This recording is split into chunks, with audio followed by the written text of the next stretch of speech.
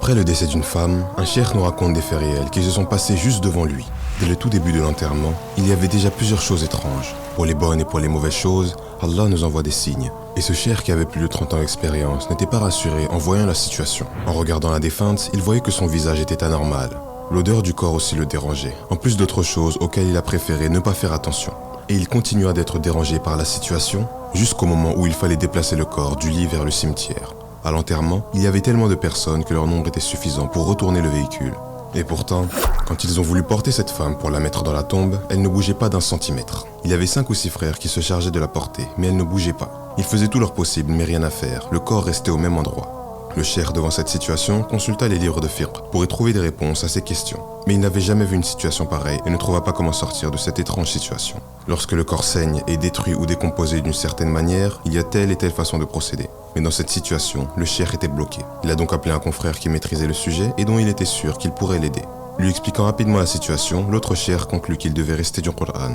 Se retournant vers la défunte, il a commencé à réciter la sourate Yasin et la sourate Qaf. Et par la volonté d'Allah, ceux qui tentaient de la déplacer ont enfin réussi à bouger ses jambes. Ils étaient alors rassurés, car enfin, cette situation étrange était en train de changer. Ils continuaient de lire, et 3 des fils de la femme portaient le corps jusqu'à l'intérieur de la tombe. Mais quelque chose s'est passé, et quelqu'un appelait le cheikh, le gênant dans sa lecture. Et à cause de ça, le cheikh s'est arrêté. Et les fils de la dame sont tout d'un coup tombés dans la tombe. Le poids du corps était redevenu extrêmement lourd, et ils n'arrivaient pas à le supporter. En voyant les hommes lâcher le corps dans la tombe, l'homme leur a demandé ce qui se passait. Ils ont dit « Wallah, nous ne savons pas ». C'est le corps qui d'un coup est devenu beaucoup trop lourd, et on ne pouvait plus supporter son poids. En poursuivant l'enterrement, le cheikh dut directement aller dans la tombe pour donner des instructions. Mais pendant cet événement déroutant, il y avait un des fils de la femme sur le côté, qui pleurait encore et encore. Le cheikh lui demanda ce qui n'allait pas. Le fils répondit brusquement « Cher, protégez juste ma mère et ne dites rien à propos de ma mère. À personne ».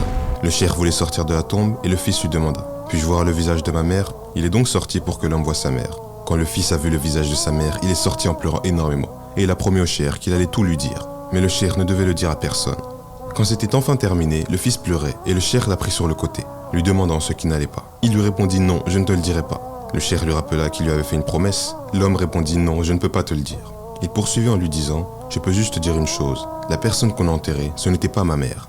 Le cheikh qui ne comprenait pas lui dit « J'ai les documents, c'est bel et bien ta mère ». En lui rappelant son nom, il a dit « Wallah, cheikh, je jure par Allah, son visage était blanc. Et Wallah, ce que j'ai vu, c'était du charbon. Et ce n'était pas ma mère. » Le cheikh lui dit « Dis-moi ce qui ne va pas ». L'homme dit d'un air abattu « Non, cheikh, je ne peux pas ». Et il est finalement parti. Quelques mois plus tard, le cheikh nous rapporte qu'un homme est venu le voir. Un homme avec une longue barbe en lui disant « Te rappelles-tu de moi ?» Le cheikh lui répondit « Non, je ne sais pas qui tu es. Te rappelles-tu de moi il y a quelques mois, lorsque le corps refusait d'entrer dans la tombe? Je suis le fils. » L'homme avait changé et était totalement différent. Il lui dit « Alhamdulillah, je me suis repenti et j'ai changé ». Le cheikh lui demanda « Pourquoi es-tu parti sans me dire la vérité? Tu m'as fait une promesse et tu dois la tenir. » L'homme répondit « Je vais te dire exactement ce qui s'est passé. Ma mère, durant toute sa vie, elle n'a pas prié une seule fois. Et c'est pour cette raison qu'elle refusait de partir. Et même en étant morte, son corps refusait d'entrer dans la tombe. Et c'est en voyant ça que je me suis mis à pleurer. En retirant ce qui couvrait son visage et en voyant son visage totalement noir. Ce n'était pas ma mère. J'étais encore plus triste et c'est ce qui m'est arrivé. » Les gens ont donc vu cette triste situation. Et la raison pour laquelle le corps refusait d'entrer dans la tombe était parce que cette femme, pendant toute sa vie, n'avait jamais voulu faire sa prière. Chère sœur, cher frère, si tu n'accomplis pas la prière, cette histoire doit te faire réfléchir. Allah t'a tout donné, que ce soit tes biens, ta famille, ta situation et même l'outil avec lequel tu regardes Jannah TV. Qu'avons-nous à ne pas être reconnaissants envers Allah, alors qu'il nous a donné tout ce qu'on possède, cela totalement gratuitement? Ne connaissez-vous pas la parole d'Allah qui nous dit dans la sourate Ibrahim: si vous êtes reconnaissant, très certainement, j'augmenterai mes bienfaits pour vous. Mais si vous êtes ingrat, mon châtiment sera terrible. Ces prières qui dans la journée nous prennent au maximum 1 heure, seulement si on décide de les prolonger. Elles constituent notre lien le plus important avec celui qui nous a créés. Ne passons-nous pas du temps à discuter avec nos amis jusqu'à oublier l'heure qu'il est? Ces films, séries et jeux vidéo qu'on pourrait continuer pendant des heures sont-ils plus importants que notre lien avec notre Seigneur? Rapprochons-nous de ces actes obligatoires qui ne nous causeront que du bonheur. Et ne causons pas notre propre perte jusqu'à ce que survienne notre dernière heure. Se divertir est autorisé tant que cela reste contrôlé et que nos adorations en conséquence ne sont pas totalement délaissées. Ne gâchons pas notre éternité par des plaisirs limités et adorons notre Seigneur comme il se doit pour que de la meilleure manière notre vie puisse se terminer.